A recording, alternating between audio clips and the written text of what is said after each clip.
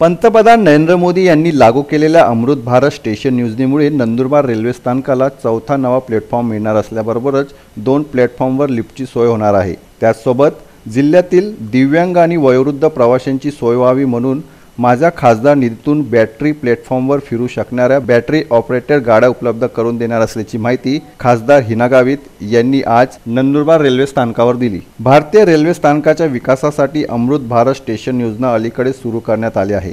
या योजनेअंतर्गत railway upgrade आधुनिकीकरणासाठी नंदुरबार जिल्ह्यातील नंदुरबार, रनाळे आणि चिंचपाडा या 3 रेल्वे स्थानकाचा समावेश करण्यात आला असून पंतप्रधान नरेंद्र मोदी यांच्या हस्ते ऑनलाईन शुभारंभ आज रोजी नंदुरबार रेल्वे स्थानकाच्या आवारात करण्यात आले।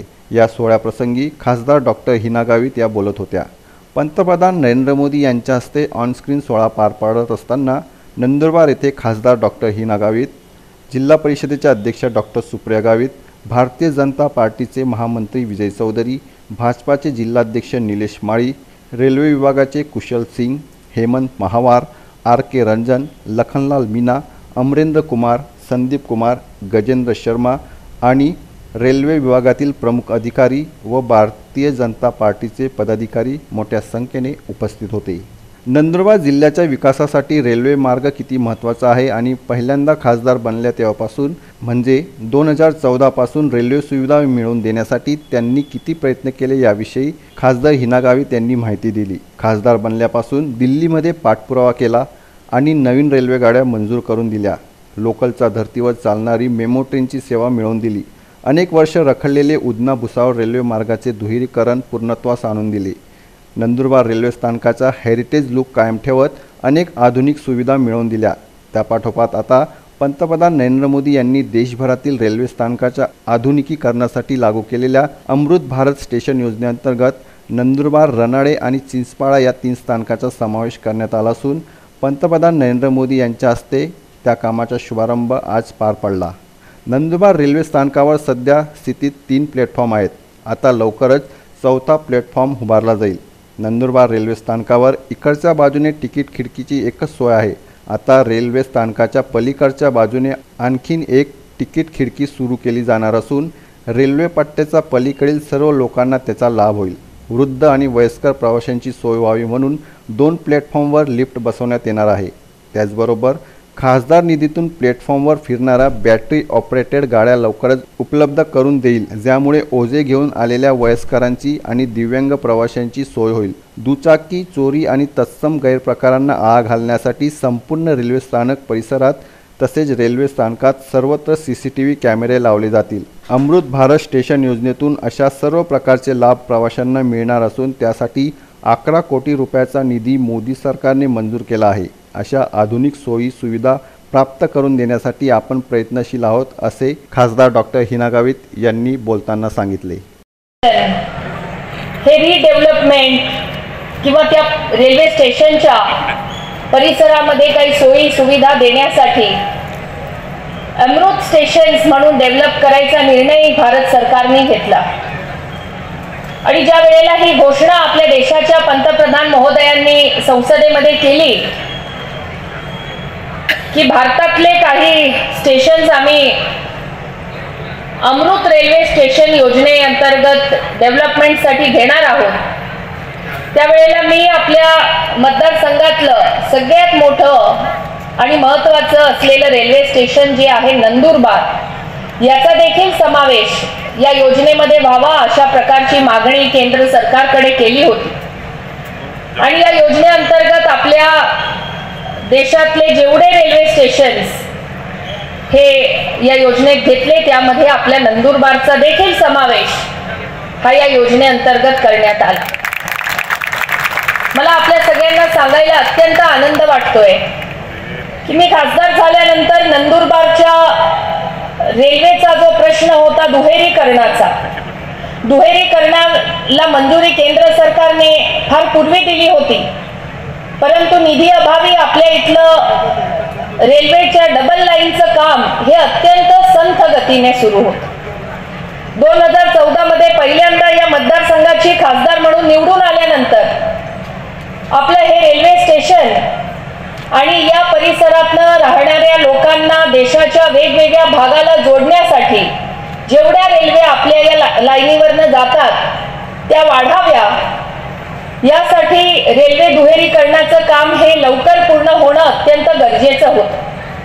मी निवडून आल्यानंतर जेव्हा रेल्वेच्या अधिकाऱ्यांचा आढावा घेतला, मला आजही आठवतं, मी मे महिन्यात निवडून आले आणि जून महिन्यातच रेल्वेच्या अधिकाऱ्यांची मी एक बैठक लावली आणि रेल्वेचं डबल लाईनीचं काम किती झालंय याची ज्या वेळेला मी त्यांच्याकडनं माहिती घेतली तेव्हा त्यांनी मला सांगितलं की मॅडम फक्त 25%च काम रेल्वे डबल लाईनीचं झालेलं आहे आणि त्यामुळे 75% काम हे ज्या वेळेला पूर्ण होईल तेव्हाच ही डबल लाईन सुरू होणार. आणि मग काय अडचण आहे, तुम्ही का अजूनपर्यंत हे काम पुरं करू शकले नाही, असं जेव्हा मी रेल्वेच्या विभागाच्या अधिकाऱ्यांना विचारलं, मला त्यांनी सांगितलं की ताई आपल्याकडे निधी नाही आणि ज्या वेळेला आपल्याला निधी मिळेल तेव्हाच हे काम पूर्ण होईल.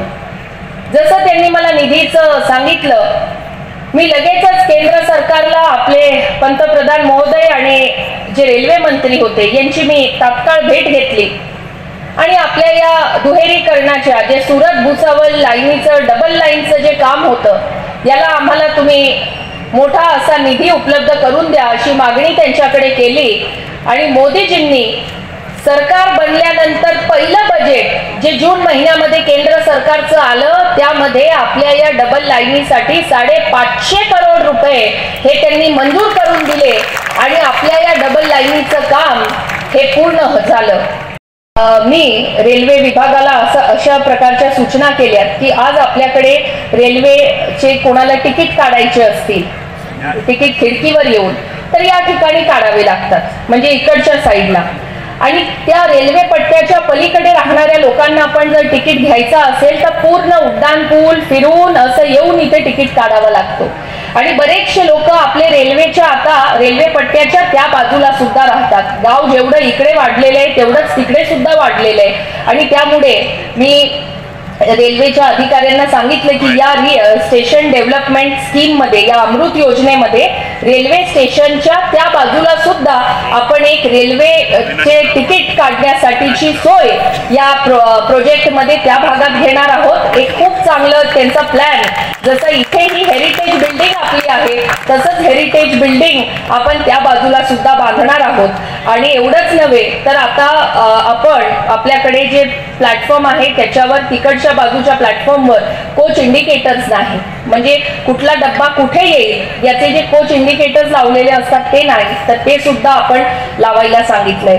बऱ्याचदा काही लोकांच्या गाड्या या भागामध्ये पार्किंग करून कोणी नवापूरला जातं किंवा कोणी जवळपासच्या कुठे जाऊन सकाळी जाऊन संध्याकाळी परत येतं, तर अशा वेळेला काही अशाही घटना घडल्या की कोणाच्या बाईक चोरीला गेल्या किंवा काही अशा काही दुर्घटना परिसरात झाल्या, तर ते या पुढच्या काळामध्ये होऊ नये यासाठी आपण सीसीटीव्ही या पूर्ण रेल्वे स्टेशन परिसरामध्ये आता बसवणार आहोत याच योजनेअंतर्गत आणि रेल्वे स्टेशनवर सुद्धा, जेणेकरून या परिसराची सेफ्टी ही कायमस्वरूपी राहील. दिवस असो रात्र असो या ठिकाणी कुठल्याही व्यक्तीने त्याची गाडी लावली किंवा कोणी एकटं जरी असेल तर त्याला मनामध्ये ही भीती राहायला नको की माझी त्या ठिकाणी गाडी आहे ती सेफ असेल की नाही, त्या ठिकाणी आमचे एकटे कोणी पॅसेंजर ट्रॅव्हल करत आहेत तर ते व्यवस्थित सेफली जात आहे किंवा नाही. तर आता सीसीटीव्ही कव्हरेज मध्ये पूर्ण रेल्वे स्टेशनचा परिसर आपला येणार आहे.